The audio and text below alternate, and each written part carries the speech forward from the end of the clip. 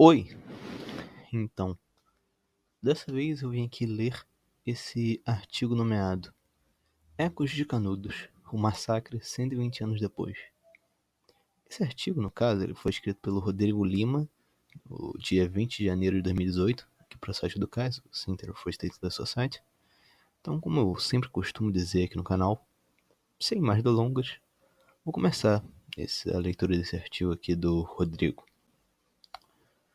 O último mês de outubro marcou o 120º aniversário do maior massacre da história da República do Brasil.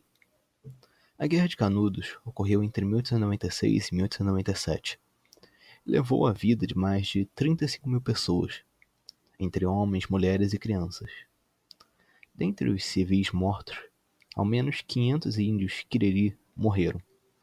De acordo com o antropólogo Edwin Rising, com quem conversei por telefone, eles lutavam com arcos e flechas. Os cidadãos de Canudos preferiram defender seu modo de vida do que se render à nova república, custasse o que custasse. Tendo sido convertidos ao cristianismo no século XVII pelos jesuítas, os índios decidiram se juntar à batalha graças à personalidade carismática de Antônio Conselheiro. Outros fatores sociais também devem ser levados em conta, como nota Rising, abre aspas. Os Quiriri estavam no ponto mais baixo da sua história. Tinham problemas com os brancos, sofriam opressão e discriminação.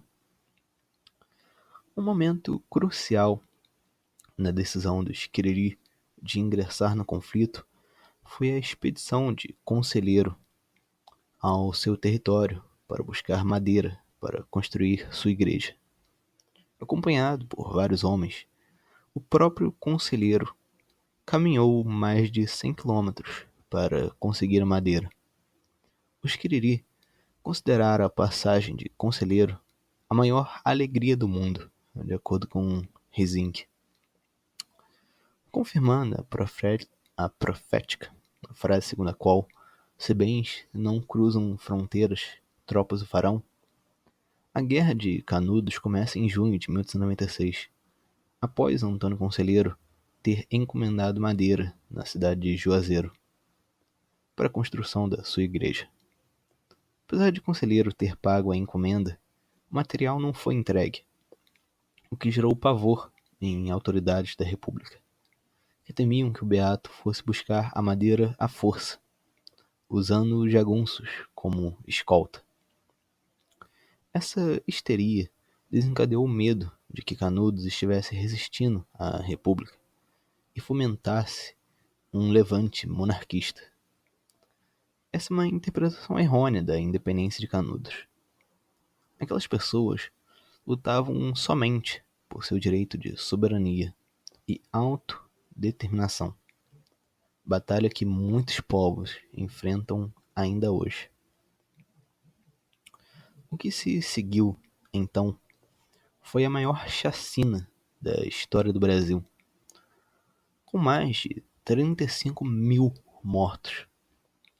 O povoado de Canudos sucumbiu com homens, mulheres e crianças que resistiam sendo degolados. A cidade inteira fora devastada. Nenhuma construção permaneceu intacta. O escritor Euclides da Cunha relata, abre aspas, decapitaram-nos, queimaram os corpos, alinharam depois nas duas bordas da estrada as cabeças, regularmente espaçadas, fronteando-se, faces volvidas para o caminho. Fecha aspas. Nem todos os Quiriri participaram no conflito, porém mesmo para os que sobreviveram, as perdas foram irreparáveis. Os últimos xamãs que falavam seu idioma foram mortos no combate, enfraquecendo seus laços com os encantados, entidades sobrenaturais com quem os Quiriri acreditam se comunicar e que lhes ajudem em suas lutas políticas, sociais e territoriais. Além do problema religioso, Os sobreviventes muitas vezes descobriam que suas terras haviam sido ocupadas pelos brancos durante sua ausência, algumas das quais não retornaram às suas mãos até hoje. Mário Vargas Llosa, escritor peruano, ganhador do Prêmio Nobel, chamou o episódio de A Guerra no Fim do Mundo, em seu famoso livro que reencena a guerra. A cidade fora até mesmo engolida pelo rio Cocorobó, como se para suprimir qualquer esperança de que algum dia fosse recomposta. Canudos foi vítima da Guerra Total, conflito típico da alta modernidade, em que apenas derrotar seu inimigo não é o bastante, precisa-se exterminá-lo, eliminá-lo da face da terra. O conceito de guerra total, originalmente cunhado pelo general prussiano Karl von Clausewitz em seu famoso Tratado Militar da Guerra, von Krieg, foi replicado em muitos conflitos ao redor do mundo. É assustador, no entanto, que o governo brasileiro tenha sido um dos poucos regimes a aplicá-lo ao seu próprio povo. Não precisamos de invasões bárbaras. Somos nossos próprios hunos.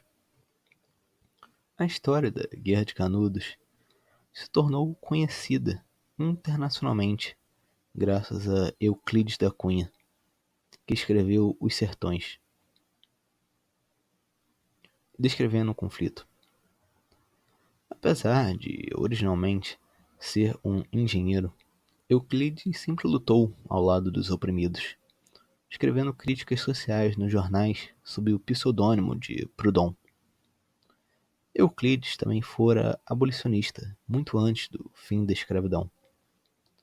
Sua vida e seus escritos sobre a Guerra de Canudos refletem a destruição causada pela Guerra Total.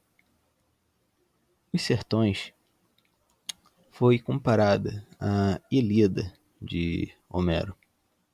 É o fundador de uma cultura, principiador de uma literatura e inventor de uma nacionalidade. Originalmente um escritor romântico influenciado por Victor Hugo, a prosa de Euclides da Cunha se transfiguraria após o que viu em Canudos. Após testemunhar o desastre em Canudos, sua escrita se torna expressionista, denunciando as atrocidades perpetuadas pela República. Abre aspas. Euclides faz parte de uma geração desiludida pela República, explica o pesquisador Francisco Foote Hardman. O escritor havia sido expulso da escola militar da Praia Vermelha após quebrar seu sabre durante um desfile militar, protestando contra a monarquia. Ele defendera a República, mas não podia mais defender o indefensável. Em Os Sertões, Euclides denuncia o crime da nacionalidade, diz Hardman. Depois da catástrofe de Canudos, sua fé na ordem e no progresso parecem retroceder. Abre aspas. Não é o bárbaro que nos ameaça, é a civilização que nos apavora. Fecha aspas. Lê-se nas páginas do livro. Canudos ainda sobrevive, não somente no imaginário popular, mas ainda ecoa em nossas vidas cotidianas.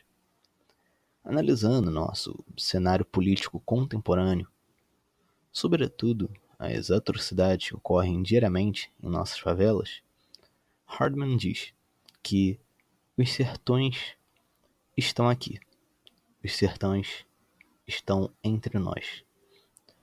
Talvez, de alguma forma, estejamos todos ainda esperando Antônio Conselheiro. Esperamos somente não enfrentar o mesmo destino dos 4 últimos resistentes de Canudos, apontados por rifles. Canudos não se rendeu. Então, é isso. Esse foi o artigo aqui, um artigo um tanto interessante falando sobre a Guerra de Canudos. Espero que todos tenham gostado da leitura aqui desse artigo. O link desse artigo, logicamente, está na descrição. Gosto do TikTok, Kawaii também. Como eu sempre digo aqui nesse canal, até mais.